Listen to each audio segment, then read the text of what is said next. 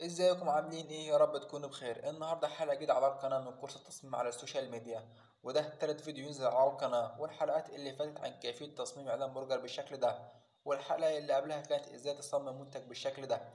والنهارده عنوان الحلقه انك ازاي تصمم اعلان شوز حريمي بالشكل ده، وبناء على طلباتكم هننفذه مع بعض خطوه بخطوه. ويلا بينا نبدا.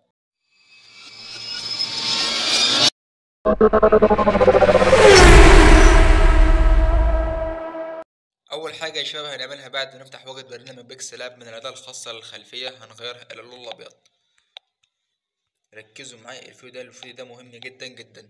بعد كده من اعدادات الاشكال مره تانية وهنختار الشكل ده، وهنختار تدريجة اللون دي. بعد كده هنقلل الشفافية شوية، هنخليها 40.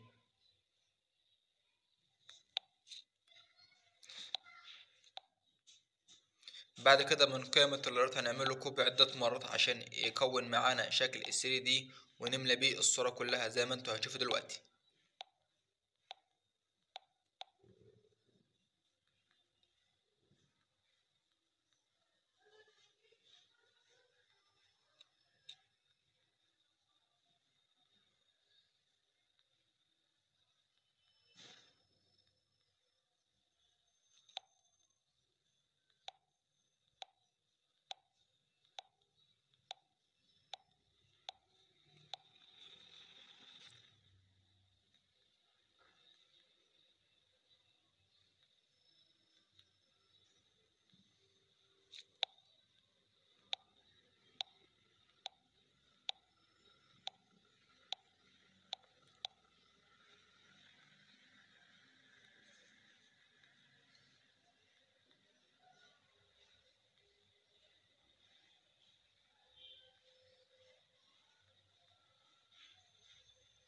بالشكل ده زي ما انتم شايفين كده.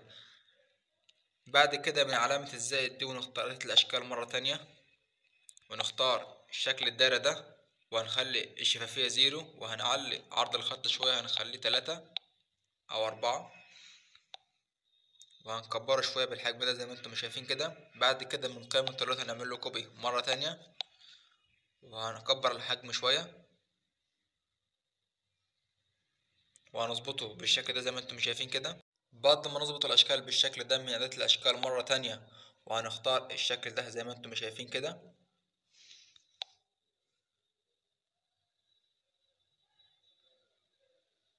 بعد كده هنعمل تدوير ال 3D بالشكل ده.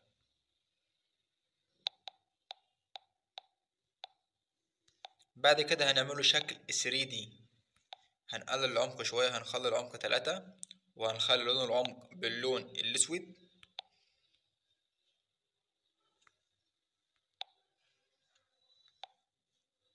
وهنظبطه بالشكل ده.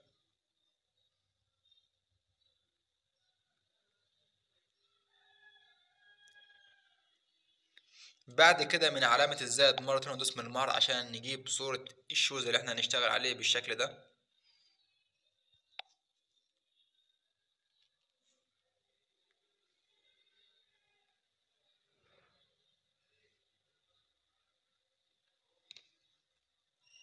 بعد كده هنضيف له ستيكرز،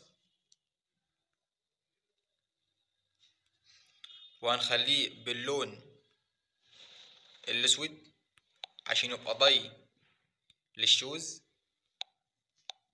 هنعمل له ظل عشان يبقى يغمق شوية ويظهر زي ما انتم شايفين كده. وهنعمل له بعد كده تدوير 3D زي ما انتم شايفين كده بالشكل ده.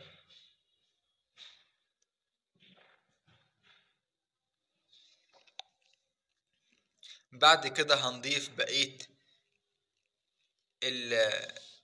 الكلام، الجمل من علامة الزائد دي مرة تانية، ونكتب هنا شوز.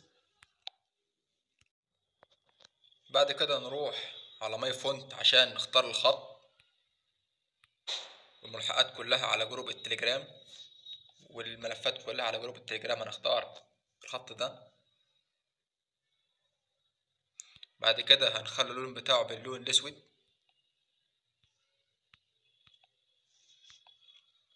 بعد كده من علامة الزائد مرة تانية وندوس نص هنا، وندوس هنا تعديل، ونكتب اسم الماركة أو اسم البراند أو اسم المحل اللي احنا هنشتغل عليه، وهنروح على اللون وهنختار تدريجة اللون الأسود برضو. بعد كده هنروح على ماي فونت ونختار نفس الخط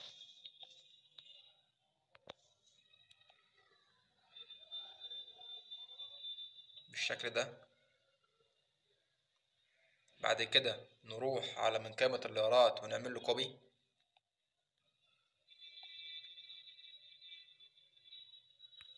وندوس هنا تعديل، ونكتب هنا الجملة الدعائية ذا بيست ايفر، الأفضل على الإطلاق، وننسقهم بالشكل ده زي ما انتم شايفين كده.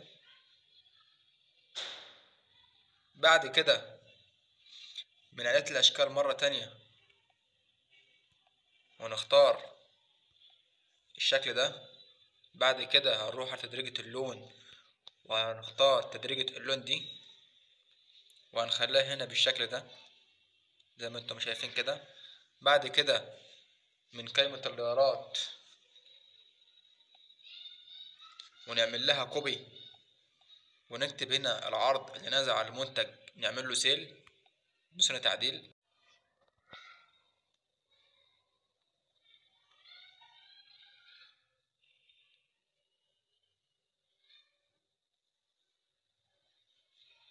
بعد كده نعمل لها كوبي مرة تانية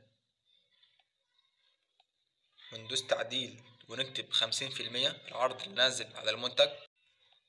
كتبنا 50% العرض اللي نازل على المنتج بالشكل ده عشان يبقى ده الشكل النهائي للمنتج. يا رب التصميم يكون عجبكم، ما تنسوش اللايك والاشتراك في القناة، ورمضان كريم وكل عام وانتم بخير، وبس كده، في امان الله.